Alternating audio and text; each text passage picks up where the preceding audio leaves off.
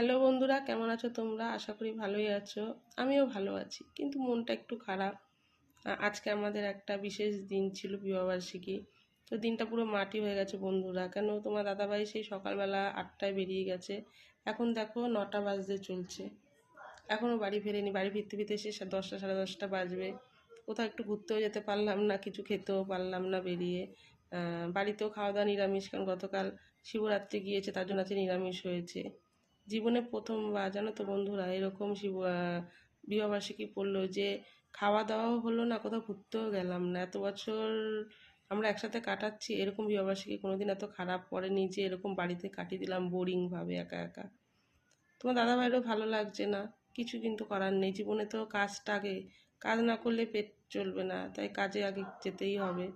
তাও শেয়ার করলাম তোমাদের সাথে মনের কথা, কি করব।